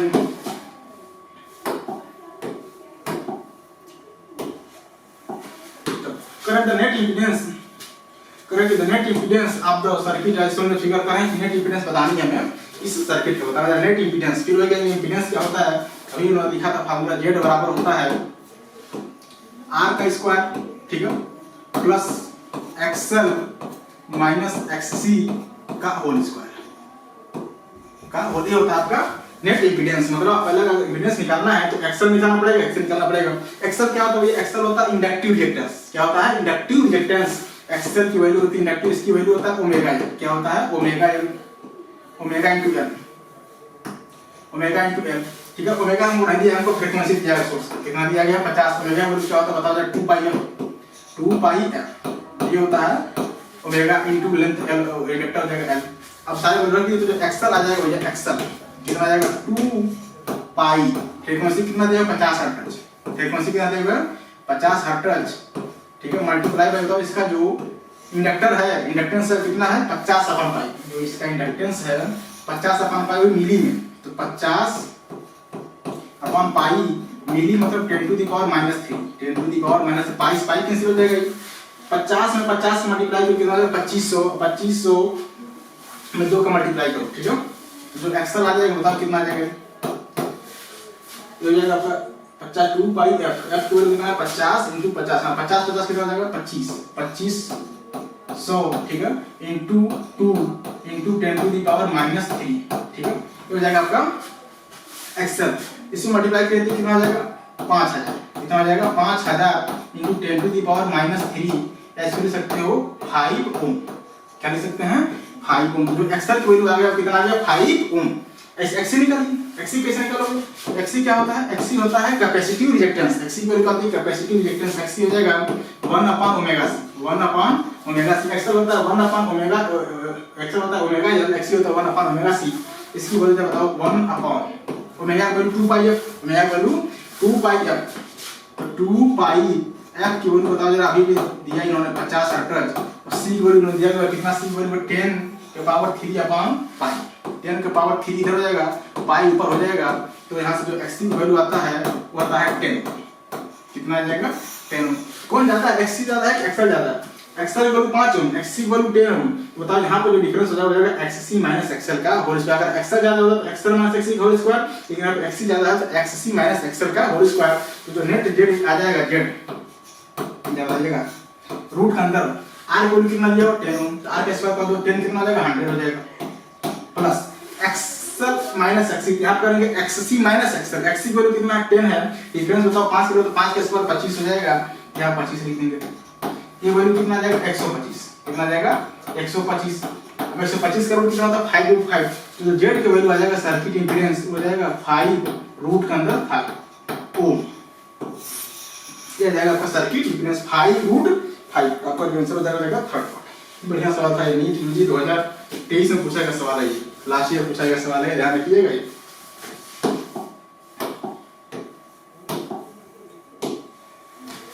फंडा का है कि जो मैग्नेटिक रेजिस्टेंस इंडक्टर का है कि 4 है, हम कह रहे हैं कटिंग 2 एंपियर का है, मैग्नेटिक एनर्जी बतानी है, इंडक्टर मतलब इंडक्टर आपका है क्या है इंडक्टर, इसमें जो करंट फ्लो कर रहा है आई वो वैल्यू दे रखा है इन्होंने, कितना रखा 2 एंपियर, ठीक है 2 एंपियर। हमसे कह रहे हैं कि इस इंडक्टर में इस करंट को से कितना मैग्नेटिक पोटेंशियल एनर्जी स्टोर हुआ, इधर बताना। जो U होता है वो होता है 1/2 L इनटू I का होल स्क्वायर, ये होता है magnetic potential energy store in inductor, तो बताना 1/L की वैल्यू हमसे साथ पूछ L को लिख दिया कितना 4 इनटू 10 टू द पावर -6, क्योंकि माइक्रो है, इनटू 2 का स्क्वायर कर दो कितना हो जाएगा 4 हो जाएगा, कितना हो जाएगा 4 हो जाएगा, एक कट जाएगा 2 से, तो 2 इनटू 4 10 टू पावर -6 आ जाएगा आपका 8 इनटू 10 टू द पावर -6, किस में आ जाएगा जूल में आ जाएगा, लेकिन आंसर जूल में नहीं, आंसर देंगे माइक्रो में या मिली में, इसको लिख लीजिए जो U की वैल्यू आ जाएगा तो आ जाएगा 8 माइक्रो जूल, 8 माइक्रो जूल। तो जो आपका एनर्जी स्टोर होगा इस इंडक्टर में इस करंट की वजह से वो कितना होगा 8 माइक्रो जूल, 8 माइक्रो जूल। ये भी देखो लास्ट ईयर पूछा गया सवाल है ये। नेक्स्ट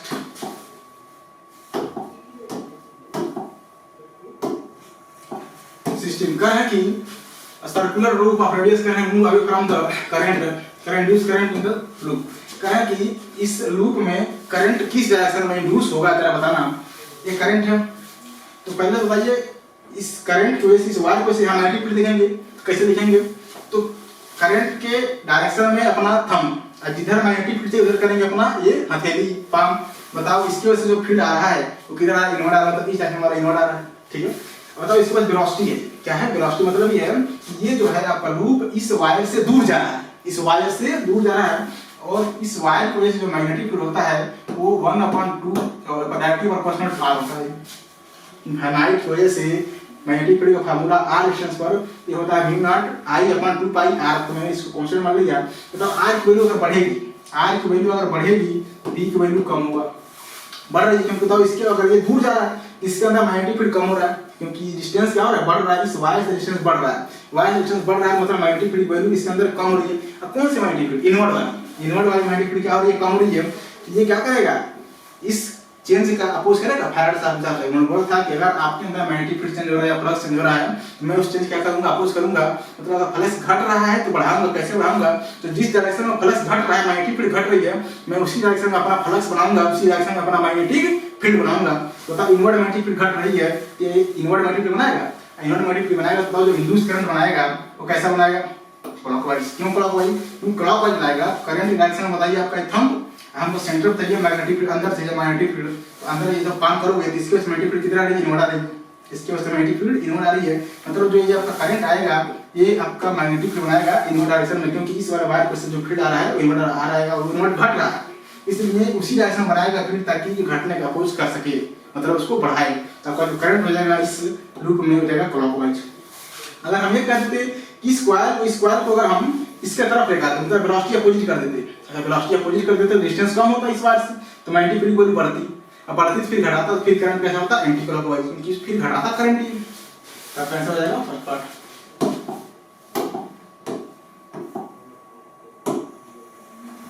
सत्रह square loop of side 22 centimetre कह रहा है कि change to circle in time पर है कि 90 फील्ड इतना दिया है इंड्यूसिंग। कितना अच्छा सवाल है। कह रहा है कि कोई स्क्वायर लूप है, क्या है स्क्वायर लूप है। ये मान लीजिए आपका क्या है स्क्वायर लूप है, इसको अपने मैग्नेटिक फील्ड में रख दिया गया, क्या रख दिया गया, कहां रख दिया, मैग्नेटिक फील्ड में रख दिया गया। ठीक है, इसका जो साइड है L, उसका जो वैल्यू दिया हुआ है 22 सेंटीमीटर। 22 सेंटीमीटर। कह रहे हैं कि ये जो है स्क्वायर मैग्नेटिक फील्ड रखते ही 0.4 सेकंड में किस में चेंज हो गया, सर्कल में चेंज हो गया। इनिशियल डायग्राम अब जरा बताना, ये जो स्क्वायर लूप है ये मैग्नेटिक फील्ड में रखते ही सर्कल में चेंज हो गया। किसमें चेंज हो गया, ये सर्कल में चेंज हो गया, ध्यान रखना। तो बताओ अगर सर्कल में चेंज हो गया तो क्या इसके अंदर फ्लक्स चेंज हो गया। यस, फ्लक्स क्या होता है, फ्लक्स फ्लक्स अभी भी लिखा था पीछे B into area, B into area. Magnetic field तो वही है, मैग्नेटिक फील्ड तो वही है, लेकिन बताओ इसका एरिया बदल गया। पहले एरिया क्या था, साइड का स्क्वायर, क्योंकि आपका है स्क्वायर है। बताओ एरिया बदल गया, ये आपका सर्कल है, ये आपका स्क्वायर, एरिया बदल गया। अगर एरिया बदल गया तो क्या फ्लक्स बदल गई। अब फ्लक्स बदल गई तुरंत फैराडे सा नियम क्या होगा, ईस्ट होगा, मतलब फ्लक्स में चेंज आएगा तो इंड्यूस ईएमएफ होगा, इंड्यूस ईएमएफ को तो इंड्यूस करंट भी होगा। बताया जा रहा हमसे पूछ रहे हैं, वही पूछ रहे हैं कि कितना इंड्यूस ईएमएफ हुआ, इंड्यूस ईएमएफ कितना होगा बताना। ई इंड्यूस होता है माइनस, क्योंकि एक टर्म दिया नहीं है कीटोन, तो ये लिख लो minus delta phi, minus delta phi upon delta T, ये हो जाएगा आपका इंड्यूस ईएमएफ। ठीक है, minus delta phi upon delta T, ये इंड्यूस ईएमएफ हो जाएगा। अब देखो डेल्टा फाई है, phi final minus phi initial, phi final क्या हो जाएगा, फाई इनिशियल हो जाएगा बी इंटू एरिया इनिशियल, क्योंकि मैग्नेटिक फील्ड सेम है। जो फाई फाइनल हो जाएगा यहाँ पे बताओ जरा, फाई फाइनल तो कितना आ जाएगा बी इंटू एरिया फाइनल। ठीक है, मैग्नेटिक फील्ड तो वही है, तो phi final minus phi initial यहाँ जब लिखेंगे तो सब बी दोनों में है, तो बी को बाहर कर लीजिए, ये जाएगा area final minus area initial, area final area initial divide by delta T, area का टोटल टाइम। अब एरिया निकालना बताओ जरा, इनिशियल एरिया निकालो। इसका एरिया कैसे निकालोगे, तो एरिया इनिशियल हो जाएगा, बताओ ये आपका स्क्वायर है, स्क्वायर का जो एरिया होता है वो होता है साइड का स्क्वायर, साइड मतलब 22 का स्क्वायर कितना होगा 484, 484 into 10 to the power -4 metre square, क्योंकि सेंटीमीटर में दिया हुआ। अब इसके एरिया निकालना है, सर्कल है, इसका रेडियस तो पता नहीं है, मैंने मान लिया इसका रेडियस कितना है r है, इसका रेडियस r है। कैसे निकालोगे बताओ, जो यही जो स्क्वायर है वो किस में कन्वर्ट हो रहा है, सर्कम में, मतलब जो इसका टोटल लेंथ है वो टोटल लेंथ किस में बना होगा, सरकमफ्रेंस में। किस में बना होगा, सरकमफ्रेंस में, क्योंकि इसका टोटल लेंथ हो जाएगा कितना हो जाएगा L into L into L into, चलो चारों क्या कर दोगे, ऐड कर दोगे, वही चारों लेंथ मिलकर क्या बना है आपका सर्कल, 2 पाई r के बराबर। मतलब L में 4 से मल्टीप्लाई कर दे, जो लेंथ आएगा वो इसके सरकमफ्रेंस के बराबर होगा। सरकमफ्रेंस मतलब 2 पाई r, तो 2 पाई r का जो वैल्यू होगा वो किस पर हो जाएगा, L इंटू 4, मतलब 22 इंटू 4। ठीक है, ये कितना आ जाएगा बताओ, इसको चाहे तो और सॉल्व कर लीजिए, 2 इसको 22/7 लिख दो, ठीक है, इंटू r बराबर 22 इंटू 4। ठीक है, जब 22 से 22 कट गया, ये 2 से 2 कट गया, तो 2 से 1 जा 14, मतलब जो रेडियस आ गया आपका, रेडियस आ गया 14 सेंटीमीटर। 14 सेंटीमीटर कर सकते हैं, 10 to the power -2 मीटर। ये आ गया इस सर्कल का रेडियस। अगर इसका एरिया निकालना है बता जरा, इसका एरिया कैसे निकालोगे, एरिया हो जाएगा पाई r स्क्वायर, ये क्या हो जाएगा पाई r स्क्वायर, पाई को बताओ 22/7, ठीक है, r स्क्वायर बताओ, r वैल्यू कितना 14 इंटू 14, ठीक है, into 10 to the power -4, square करोगे एक कर जाएगा 7 टाइम्स 2 टाइम्स में, 14 दूना 28, तो 22 इंटू हो जाएगा 28 इंटू 10 to the power -4। ठीक है, अब इसको जरा मल्टीप्लाई करो, कितना 616 आएगा सर, 28 मल्टीप्लाई बाय 22 6 5 616 कितना आ जाएगा, जो आपका आ जाएगा फाइनल एरिया आ जाएगा 616 into 10 to the power -4 metre square. ये जाएगा आपका फाइनल एरिया, क्या जाएगा फाइनल एरिया। अब ये फाइनल निकल गया, ये इनिशियल निकल गया। इनिशियल एरिया कितना था, ये इनिशियल एरिया निकाला था हमने, ये था आपका इनिशियल एरिया। ठीक है, दोनों क्या कर दिए, माइनस कर दीजिए। तो बताओ 616 में से आप 484 घटाओ कितना आ जाएगा, 616 में घटा दीजिए 6 में से 132 कितना आ जाएगा। तो यहाँ पर जो इंड्यूस ईएमएफ आ जाएगा तो कितना आ जाएगा, तो बी की वैल्यू कितना दिया, बी की वैल्यू दिया इन्होंने कितना 0.2 टेस्ला, v को कितना दिया 0.2 टेस्ला, वैल्यू रखते चाहिए पॉइंट माइनस भी है सामने माइनस, इसको ऐसे लिख लो e बराबर माइनस 0.2 टेस्ला, तो मैग्नेटिक फील्ड हो गया। अब ये फाइनल घटाओगे तो हो जाएगा कितना 132 × 10⁻⁴, 132 × 10⁻⁴, ये हो जाएगा आपको मतलब चेंज इन एरिया, ये फाइनल माइनस इनिशियल टाइम कितने सेकंड में 0.04 सेकंड में डिवाइड कर दीजिए 0.04 सेकंड, 5 से पॉइंट कर जाएगा, 2 से 2 कर जाएगा, 2 से भी कर जाएगा, कितने टाइम्स में कर जाएगा 66 टाइम्स में। तो जो e की वैल्यू आ जाएगा 66 × 10⁻⁴, इसको माइनस में ध्यान रखना, माइनस में इसको ऐसे लिख सकते हो -6.6 मिलीवोल्ट, 6.6 मिलीवोल्ट। तो जो इंड्यूस ईएमएफ आया स्क्वायर में कितना आ गया -6.6 मिलीवोल्ट, तो आपका आंसर हो जाएगा -6.6 मिलीवोल्ट। प्लस में भी है लेकिन प्लस वाला कंसीडर नहीं करेंगे क्योंकि उस टेंस से क्या कर रहा है, अपोज कर रहा है, ठीक है।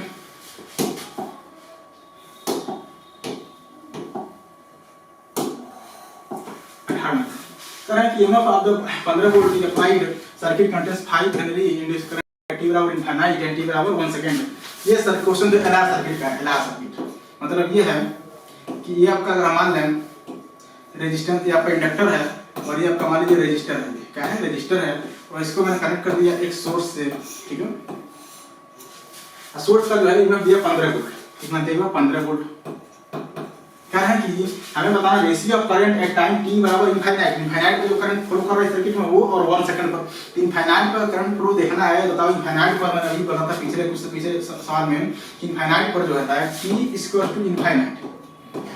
इंडक्टर बिहेव्स लाइक एक conducting wire, inductors behave like a conducting wire कब t बराबर इनफाइनाइट पर, मतलब इसको भूल जाइए कि इंडक्टर है ये, इसको मान लीजिए सिर्फ एक कंडक्टिंग वायर, मतलब इसी डायग्राम को चाहो तो आप ऐसे बना लो, सीधे सीधे सिर्फ एक रेजिस्टेंस रख लीजिए, क्या रख लीजिए एक रेजिस्टेंस और एक बैटरी, मतलब ये जो आपका इंडक्टर था ये क्या बन गया कंडक्टिंग वायर कब t बराबर इनफाइनाइट पर है, 0 पर क्या था ये ओपन सर्किट। हमसे पूछ रहे हैं जो करंट जाएगा, मैंने मान लिया करंट I1, जो करंट होता है I1 मैक्सिमम करंट होता है, इसको बोलते हैं स्टेडी स्टेट, क्या बोलते हैं स्टेडी स्टेट, स्टेडी स्टेट, यहाँ स्टेडी स्टेट, ठीक है, इसको बोलते हैं क्या स्टेडी स्टेट। तो बताओ I1 निकालना है, जो I1 होता है यही क्या होता है मैक्सिमम करंट होता है, क्या होता है मैक्सिमम करंट होता है, ठीक है। तो I1 की वैल्यू I मैक्स कर लीजिए, ठीक है, कब t बराबर इनफाइनाइट पर है, इसको I1 में कहते रहा हूं, I1 वैल्यू कितना है बताओ यार, v बराबर भाई टोटल अगर इंडक्टर हट गया तो v बाई r हो जाएगा, क्योंकि v बराबर I के बाद से v हो जाएगा, I के बाद तो I हो जाएगा v बाई r, तो v को कितना दिया हमने 15, तो 15 डिवाइड बाय बताओ r रेजिस्टेंस कितना है, और रेजिस्टेंस वैल्यू दिया है कितना 10, रेजिस्टेंस वैल्यू कितना 10, रेजिस्टेंस हो जाएगा 10, ये हो जाएगा आपका I1, ये होगा मैक्सिमम करंट t बराबर इनफाइनाइट पर, t बराबर 1 सेकंड पर, t बराबर 1 सेकंड पर कैपेसिटर बताओ जो कैपेसिटर का इंडक्टर में जो करंट होता है किसी जनरल टाइम पर होता है I बराबर, इसको मिटा रहा हूं, एट t बराबर t सेकंड, ठीक है। जो करंट होता है इंडक्टर में t बराबर t सेकंड पर जनरल टाइम पर होता है I बराबर, इसको I2 मान लीजिए, I max 1 minus e to the power minus t upon tau. Tau क्या होता है, टाउ होता है टाइम कांस्टेंट ऑफ सर्किट, ये होता है आपका t बराबर किसी जनरल टाइम पर, बताओ जरा कितना टाइम पर पूछे हैं, ये 1 सेकंड, यहाँ पे जब वैल्यू रखोगे तो हो जाएगा 1। टाउ क्या होता है, टाउ होता है टाइम कांस्टेंट, उसका वैल्यू होता है l upon r equivalent, l upon r equivalent. बताओ l क्या होता है इंडक्टेंस, कितना है इंडक्टेंस बताओ ये 5, इंडक्टेंस कितना है 5 है, ठीक है, और r एक ही है, इक्विवेलेंट r वही होगा, कितना वैल्यू 10 है, 5/10, इसका वैल्यू आ जाएगा 1/2 सेकंड। आपका टाइम कांस्टेंट कितना आ गया 1/2, इन सभी की वैल्यू उठा के इसमें रख दीजिए, तो I2 वैल्यू कितना निकलेगा, I2 वैल्यू था I max, ये तो वैसे ही रहने दीजिए 1 माइनस, ठीक है, ये माइनस है, इसको 1 रखोगे, नीचे टाउ है, टाउ वैल्यू कितना 1/2, नीचे 1/2 ऊपर चला जाएगा ये भैया, इसके वैल्यू t को 1 रख दीजिए, नीचे टाउ है, टाउ वैल्यू है कितना 1/2, जब 1/2 हो तो ऊपर से 2 चला जाएगा ये, यहाँ पर आ जाएगा e के पावर -2, e के पावर -2, इसको और सॉल्व करोगे तो इसको नीचे लागू पावर को, तो आ जाएगा 1 माइनस e के पावर स्क्वायर, ठीक है। इसको और सॉल्व करेंगे तो जो I2 वैल्यू आ जाएगा भैया, इसको वैल्यू एलसीएम तो e square -1 divide by E square into I max यहाँ पर ध्यान रखिएगा आई मैक्स भी है बगल में, ठीक है। अब I1 अपन I2 देखिए पूछे दोनों डिवाइड कर दो। I1 वैल्यू कितना था I max, I1 upon I2 बताना जरा, ये I मैक्स कट जाएगा, I मैक्स बताओ ये जो नीचे आएगा तो ये इस ऊपर चला जाएगा, ये स्क्वायर ऊपर चला जाएगा, फिर हो जाएगा ई स्क्वायर -1। इसको ऐसे कर लीजिए, ठीक है। I1 अपन I2, I1 वैल्यू बताओ कितना था I1 I मैक्स और I2 value I max e के power square -1 divide by E square. बताओ जो ई स्क्वायर है नीचे अगर ई स्क्वायर कहां चला जाएगा, ऊपर चला जाएगा, इसको लिख लीजिए ई स्क्वायर ऊपर चला जाएगा डिवाइड बाय ई स्क्वायर -1, ये हो जाएगा I1 अपॉन I2, क्योंकि I मैक्स तो कट जाएगा दोनों में, I मैक्स क्या जाएगा दोनों में कट जाएगा। आपका आंसर हो जाएगा E square divide by E square -1। अच्छा सवाल था, ये लाल सर्किट का सवाल था, बढ़िया सवाल था।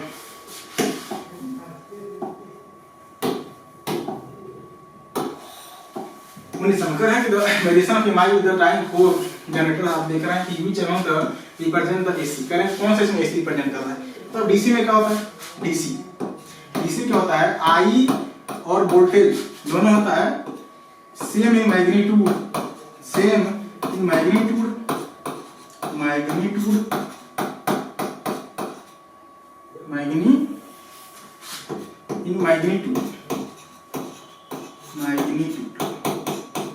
ठीक है, एंड डायरेक्शन किसमें होता है DC करंट में।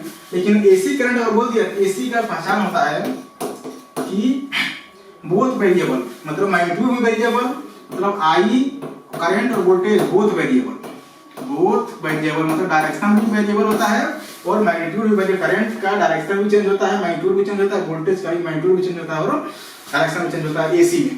पहला ऑप्शन देखिए जरा, क्या इसका डायरेक्शन देखो, यहाँ पर मान लो कोई वोल्टेज -V, क्या इसका डायरेक्शन चेंज हो गया, प्लस देखो यहाँ पर माइनस था, यहाँ पर क्या हो गया प्लस हो गया। अच्छा DC में जो करंट होता है, DC में पढ़ा होगा I वर्सेस T जो ग्राफ होता है, या I वर्सेस टाइम जो भी, वो ऐसे होता है, कांस्टेंट होता है, डायरेक्शन भी कांस्टेंट, मैग्नीट्यूड भी कांस्टेंट। इसमें देखो जरा वोल्टेज चाहे करंट, इसमें देखिए डायरेक्शन भी चेंज हो रहा है। अच्छा देखो मैग्नीट्यूड, ये जो है इस ओरिजिन से ज्यादा हाइट पर है, ये वाला पॉइंट से कम हाइट पर, मैग्नीट्यूड भी क्या है डिफरेंस हो रहा है, और I जो डायरेक्शन में डिफरेंस हो रहा है, क्या AC को रिप्रेजेंट कर रहा है। इसमें देखिए जरा, इसमें देखो डायरेक्शन देखो, यहाँ पर प्लस V, यहाँ पर देखिए माइनस V, डायरेक्शन चेंज हो गया। मैग्नीट्यूड देखो ये जो है इस ओरिजिन से ज्यादा ऊपर है, ये जो आपका है डिस्टेंस पॉइंट, ये इससे कम डिस्टेंस पर है, तो मतलब मैग्नीट्यूड चेंज हो, इसको V1 मान लो, इसको V1 इसको V2, इसमें भी सेम वही चीज है। इस वाले में भी मैग्नीट्यूड भी चेंज हो रहा है, डायरेक्शन भी चेंज हो रहा है। क्या ये भी आपका AC रिप्रेजेंट कर रहा है, जैसे भी AC रिप्रेजेंट कर रहा है। तीसरा ये आइडेंटिटी कर रहा है, तो ये भी देखो माइनस आ जाएगा प्लस आ जाएगा, यहाँ पर माइनस आ जाएगा। मैग्नीट्यूड देखिए ये ज्यादा हाइट पर है, ये कम हाइट पर है, इसमें मैग्नीट्यूड भी चेंज हो रहा है, डायरेक्शन भी चेंज, इसमें भी सेम वही चीज है, इसमें भी सेम, इसमें डायरेक्शन प्लस है, यहाँ पर नेगेटिव है, ठीक है। मैग्नीट्यूड देखो ये कम हाइट पर ज्यादा हाइट पर, चारों में मैग्नीट्यूड भी चेंज हो रहा है, डायरेक्शन भी चेंज हो रहा है। तो चारों जो है ये जो आपका ग्राफ बनाया गया है किसको रिप्रेजेंट कर रहा है, AC रिप्रेजेंट कर रहे हैं। तो आपका आंसर हो जाएगा A B C and D, चारों जो ग्राफ है वो AC रिप्रेजेंट कर रहे हैं। कोई भी पूछा गया सवाल है आज के सेशन का आखिरी सवाल, क्वेश्चन नंबर 20 कहा है कि a series LCR circuit with inductance दिया हुआ है, कैपेसिटेंस दिया हुआ है, रेजिस्टेंस का है connected to AC source, voltage इतना दिया हुआ है, करें if the resonant frequency of the LCR circuit दिया हुआ है f and the frequency of the AC source. तो करें रेजोनेंस, अभी बताया था रेजोनेंस में क्या होता है, सोर्स का जो एंगुलर फ्रीक्वेंसी होता है सोर्स AC सोर्स का वो, और सर्किट का जो फ्रीक्वेंसी होता है दोनों बराबर होते हैं। मतलब ये है कि जो f की वैल्यू होगा वो कैपिटल F के बराबर होगा। क्यों? क्योंकि मैं बोला किस condition, resonance condition, resonance condition क्या होता है कि जो फ्रीक्वेंसी होता है सोर्स का AC सोर्स का और जो सर्किट का जो फ्रीक्वेंसी दोनों क्या होते हैं बराबर होते हैं। या ऐसे कह सकते हैं कि जो इंडक्टिव रिएक्टेंस होता है XL, जो कैपेसिटिव रिएक्शन होता है XC आपस में बराबर होते हैं। बताओ XL वैल्यू क्या होता है ओमेगा L, XC वैल्यू क्या होता है 1/ओमेगा C। इस ओमेगा इधर आइए तो ओमेगा स्क्वायर यहाँ आ जाएगा 1/LC, ठीक है। इसको इधर रूट ला दो आप, इसको यहाँ लिख रहा हूँ, तो ओमेगा का वैल्यू कितना आ जाएगा 1/√LC, ठीक है, L into C, √1/L into C। Omega क्या होता है 2πf, यहाँ से हो जाएगा 2π into फ्रीक्वेंसी बराबर हो जाएगा 1/√LC LC, यहाँ से फ्रीक्वेंसी वैल्यू आ जाएगा, फ्रीक्वेंसी आ जाएगा 1/2π√LC। ये आप रख लीजिएगा, ये फार्मूला होता है। दूसरा एक ओमेगा को रूट ही होता है, रेजोनेंस कंडीशन होता है, ध्यान रखना रेजोनेंस। अब फ्रीक्वेंसी निकाल लो, फ्रीक्वेंसी कैसे निकालोगे, यहाँ पे वैल्यू सब रख दीजिए 1/2π, यहाँ देखो फ्रीक्वेंसी आ जाएगा f बराबर 1/2π रूट के अंदर L/C। L को बताओ कितना दिया हुआ है, L दिया हुआ है इंडक्टेंस 10 हेनरी, रख लीजिए। तो 10 into C को कितना है, 10 into 10 to the minus 6, तो 10 into 10 to the power minus 6, ये हो जाएगा आपका रूट के अंदर LC। बताओ जरा, -6 है, 0 है, 0 है, तो 10 to the minus 4 हो जाएगा ये, और 10 to the minus 4 का जो रूट निकलेगा 10 to the minus 2 निकलेगा। कितना निकलेगा, 10 to the power minus 2π into 10 to the power minus 2। ये -2 पावर ऊपर चला जाएगा, कितना हो जाएगा, 100 हो जाएगा। ये कितना हो जाएगा, 100 डिवाइड बाई 2π, इस 2 से 2 100 कट जाएगा, कितना ट्रांसफर कर जाएगा, 50/π, 50/π। तो जो फ्रीक्वेंसी आ जाएगा, रेजोनेंट फ्रीक्वेंसी हो जाएगा 50/π। यही जो फ्रीक्वेंसी है रेजोनेंस फंक्शन पे, यही फ्रीक्वेंसी सोर्स का भी है, एसी सोर्स का, यही फ्रीक्वेंसी किसका है, सर्किट का है। तो दोनों फ्रीक्वेंसी बराबर होंगे, f बराबर कैपिटल F की वैल्यू 50/π, ठीक है। जो 50 सवाल था ये लास्ट ईयर पूछा गया था, नीट 2020 में पूछा गया सवाल था ये, ठीक है। तो ये मिलते हैं आज।